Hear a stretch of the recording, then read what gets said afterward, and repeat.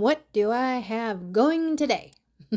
Well, this is a story about my van's solar and electrical. This all started months ago when I was back home getting the floor in the van and had all that amazing help.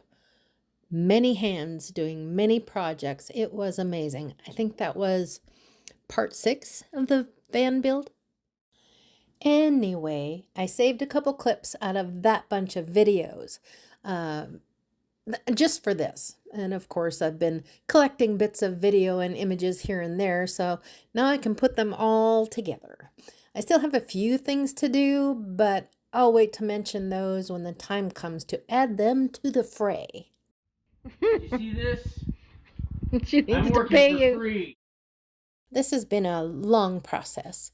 This week's video is a Mod Podge, more or less, of the bits and pieces of putting all the solar and electrical together until I finally have a working system. It will continue to be a work in progress, however, as I add components to the build. Fans, lights, switches, power ports, and on it will go until the old Spaz VanGo is complete. Is there such a thing? It seems as one project is finished, it just tends to lead to new additions. This solar and electrical stuff kind of stymies me, so I'm watching and learning. What I'm doing now is I'm repositioning the mounts, because when these go on top of Barb's van, the roof is like corrugated, however you want to call that, right? So went up there and took some measurements, and now I'm repositioning these mounts so that we can get these mounts to sit right inside where the roof dips down. That way we can get a better mount from underneath when we go to bolt it to a roof.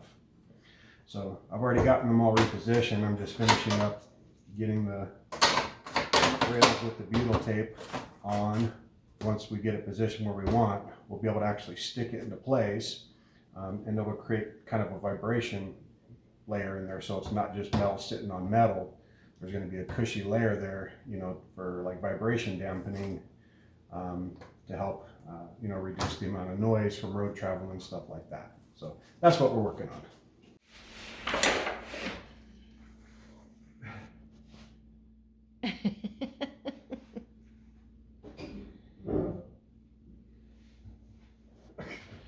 Hi, Terry.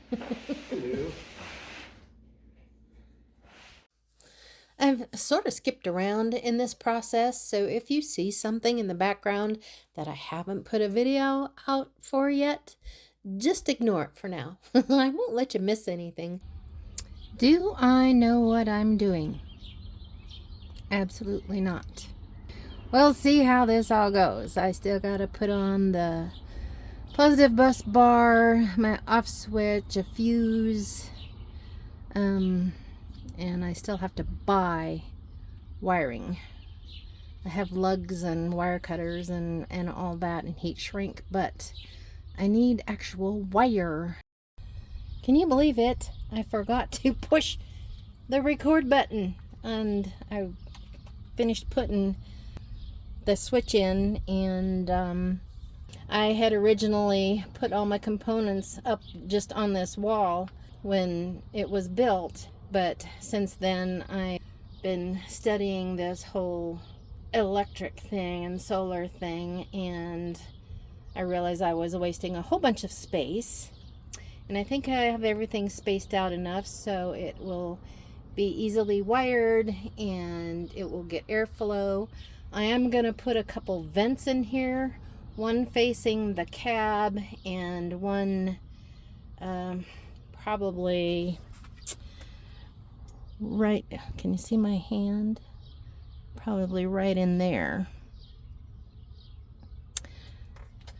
And to let some airflow in here. And then the heat wise and extra cold wise, they should be okay.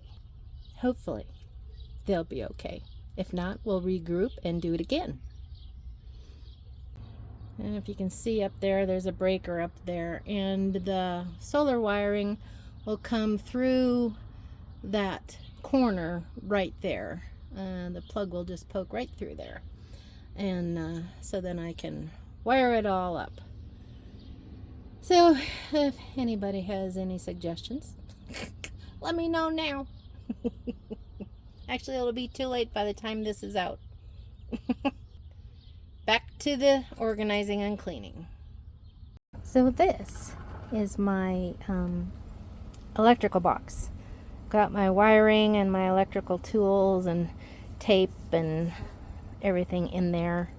And I did buy wire. So I have, this is 12 gauge, and I am going to put some pre-wire all around the van to connect everything into. I do have a few things connected right now, but I'm going to organize that and put that pre-wire in and stretch it around. So, and I did get my 8 gauge wire, and I got some 14 in there and some little odds and ends. I have a whole bunch of these cool things that are called lever nuts, and you'll see those in a video down the road. So how they work is you have a positive wire coming from, say, a fan, and you want to connect another wire to it. So you just take the one positive wire from the fan, put it in one side, and then put the positive wire that you're adding to it on the other side, and then you just clip them down and they hold them in nice and snug. I have a 2-port, 3-port, and 5 ports, so it should just about cover everything. I saw these on another YouTuber video and I thought, oh, yep, I like those even better than all the shrink wrap and stuff. But you gotta have shrink wrap and stuff for other things. Sometimes these just aren't the right application. Okay, and I've got my meter and my shrink wrap is down in there, and I got a couple lugs down in there. I left my big box of lugs over at my son, so anyway, I'll have to pick up a few more. So that's my electrical box.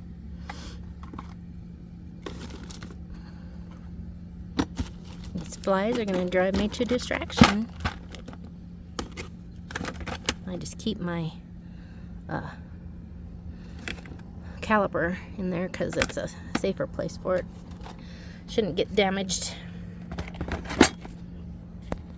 And of course I got all my tapes, and I keep some zip ties in here, some little odds and ends.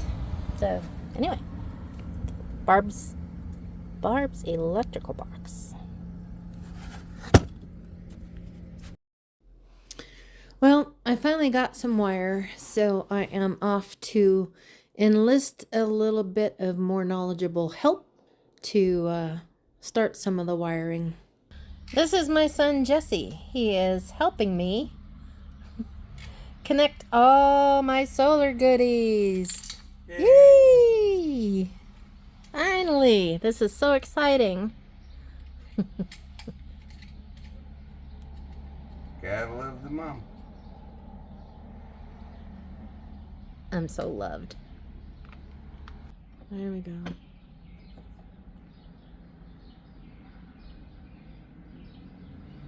It looks like a rigmarole, but we're gonna get her hooked up.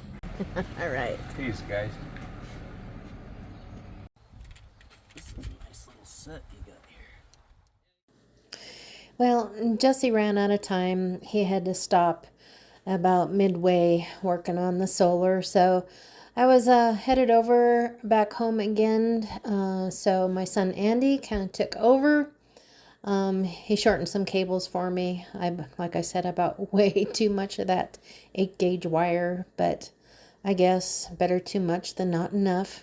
But I have enough to Probably completely circle the van at this point. Left over. By the time I left the valley, my power room was pretty much ready to go. I still need to gather a few more fuses and add another ground wire, I'm told. I've been actually learning through this whole endeavor with the electrical and solar. Seeing while doing is more understandable to me, I guess, than videos and books. No, I am not an expert now by any means, but a few things have sunk in to stay at this point. Well, so this is the electrical room as it is today. I'm still waiting on an A&L fuse, and I had to repair the battery switch. So I think I'll give you a little bit of a tour. I still have to get a fuse with a cover on it for that and get it in. And then I have to run a second